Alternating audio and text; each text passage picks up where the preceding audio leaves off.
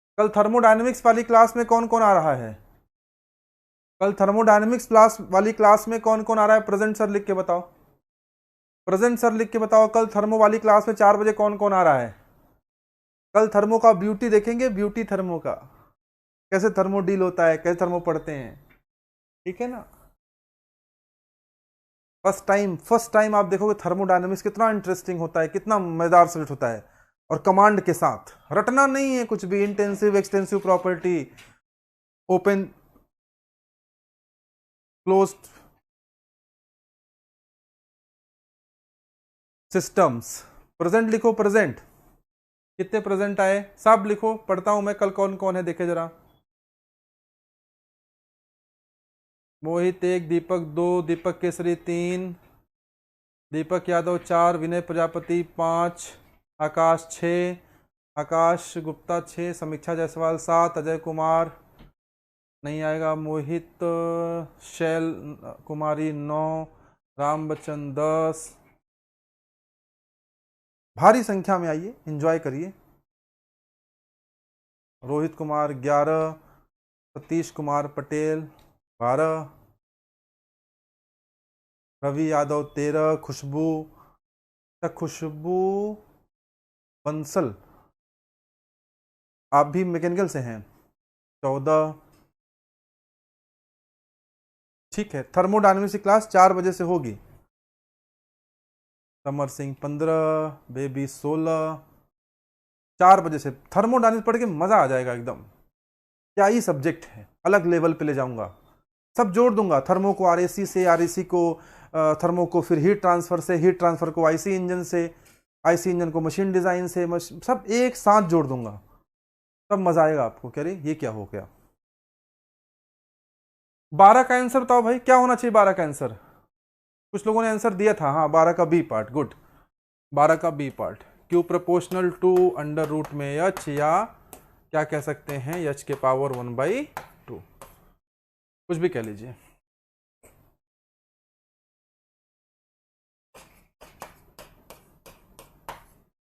बारह का answer B part. 13 का आंसर देखो,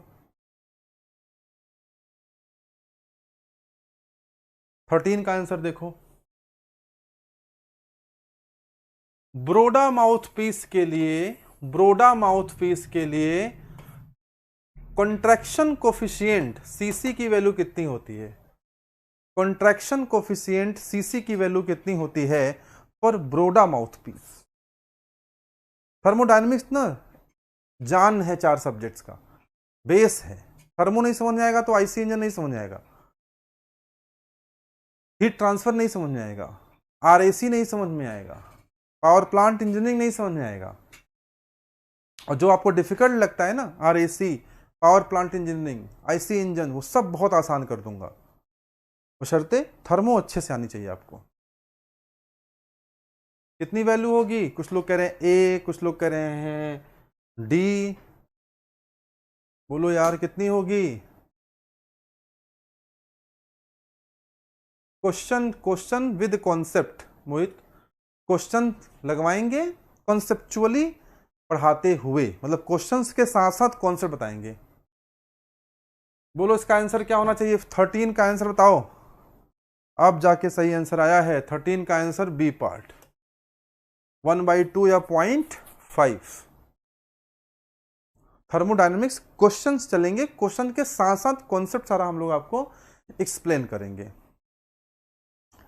पूरा कंसेप्चुअल पढ़ाएंगे तो बहुत समय लगेगा ना। केवल थर्मोडायनेमिक्स में, अगर आप केवल थर्मोडायनेमिक्स की बात करो ना, तो केवल थर्मोडायनेमिक्स पढ़ाने में मुझे लग जाता है लगभग 50 से 60 घंटा, इतना लगता है। अगर हम कंप्लीट पढ़ाएं, अगर हम कंप्लीट थ्योरी पढ़ाएं प्लस क्वेश्चंस, तो इतना समय लगता है पूरा कंप्लीट करने में। तो अभी उतना समय तो है नहीं, तो क्वेश्चंस लगवाएंगे। हाँ, क्वेश्चन के साथ साथ जितने कॉन्सेप्ट हैं वो सब कराएंगे। चलिए आज नेक्स्ट क्वेश्चन की तरफ आगे बढ़ते हैं। 14 number, vertical distribution of velocity in an open channel for laminar flow can be assumed as. 14 का आंसर बताओ, 14 का आंसर बताओ। क्या होता है 14 का आंसर?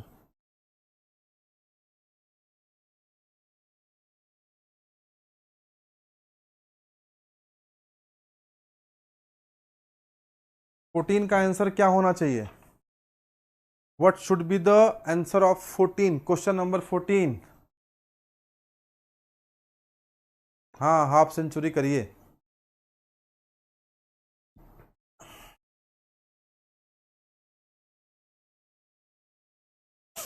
बताइए भाई, क्या होता है?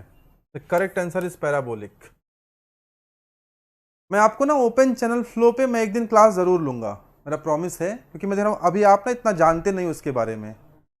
I will take a class on open channel so that you will be very much comfortable in solving the questions. आज की क्लास का लास्ट क्वेश्चन बताइए, क्या है लास्ट क्वेश्चन? वर्टिकल डिस्ट्रीब्यूशन, ये वाला तो कर लिया आपने। For the best hydraulic rectangular cross section के लिए अगर हम बात करें, ओपन चैनल है, ओपन चैनल का ही क्वेश्चन है, तो उसकी डेप्थ क्या होनी चाहिए, विड्थ की, ये क्वेश्चन आपसे पूछा जा रहा है। इस क्वेश्चन को मैंने कल भी कराया था, तो वहां से भी आप कोरिलेट कर सकते हैं इस 15 नंबर। तो यहां तक की यात्रा आपके साथ थी। अब मेरा स्टेशन आ गया है, तो मैं उतरूंगा इस यात्रा से, और इस यात्रा की गाड़ी को आगे लेके चलेंगे हमारे अगले लोको पायलट, इनका नाम है शिवेंद्र सिंह। वो आपको प्रोडक्शन इंजीनियरिंग के विभिन्न स्टेशनों से लेते हुए आपको मंजिल तक पहुंचाने का प्रयास करेंगे। ठीक है, कल फिर से मैं बता दे रहा हूं, अपने दोस्तों, यारों, सहेलियों, सखियों के बीच शेयर कर दीजिए कि कल से जीडी पांडे सर 3 बजे से लेकर के 5 बजे तक 2 घंटा लाइव आपको मिलेंगे इसी चैनल पे, 3 से 4 और 4 से 5। तो मेरी क्लासेस कल से आपको 2 घंटा होंगी। एक क्लास मेरी होगी 3 PM टू 4 PM। इस क्लास में मैं फ्लूइड मैकेनिक्स के क्वेश्चन तो कराऊंगा ही कराऊंगा, साथ ही साथ मैं आपको हाइड्रोलिक मशीन्स के क्वेश्चंस भी कल से ही कराना स्टार्ट कर दूंगा। और 4 PM टू 5 PM में आपकी जो क्लास चलेगी वो चलेगी थर्मोडायनामिक्स के। तो ये इंफॉर्मेशन आपके लिए है, अपने दोस्तों के बीच शेयर कर दीजिए, ताकि कल हम लोग अधिकतम नए कॉन्सेप्ट को सीखें। और जो भी मैं पढ़ाऊंगा आप देखिएगा, आपको यू विल फील समर में कल एक्सप्लेन कर दूंगा, ब्रोडा माउथपीस पूरा ही बता दूंगा। ठीक है, अब समय नहीं तो आज बता देता आपको। ब्रोडा माउथपीस एक तरह का माउथपीस होता है जो ऑरिफिस में हम लगाते हैं। ठीक है, तो उस पर क्वेश्चन यही पूछता है कि उसके लिए कोफिशिएंट ऑफ कॉन्ट्रैक्शन कितना होता है, तो 0.5 होता है। खैर, मैं ये क्या कह रहा था कि कल से जो भी हम लोग थर्मोडायनामिक्स में या फ्लूइड में, तो आप देख ही रहे हो, थर्मो में जो भी हम पढ़ेंगे, you will feel that first time you are learning the things in this way. चीज़ों को आसान किया जाएगा, आसान नहीं बल्कि बहुत आसान किया जाएगा, ताकि आपको वो चीज़ें बहुत सहजता से और सरलता से समझ में आ जाएं। आप सबसे बार बार मैं सिर्फ एक रिक्वेस्ट करता हूँ, please come live to attend the classes. Live आइए, आप लाइव रहते हैं ना, तो हमारी एनर्जी 100 गुना बढ़ जाती है। बाद में आप देख सकते हैं, but it's my request, please come live आने का, लाइव पढ़ाने का, और जो इंटरेक्शन आपसे होता है ना, वो बड़ा बढ़िया होता है, हम लोग को अच्छा लगता है। सो खैर, आज यही कंक्लूड करते हैं। शिवेंद्र सर आएंगे, अपनी क्लास को कंटिन्यू करेंगे बच्चों। आज के लिए इतना ही। Thank you very much.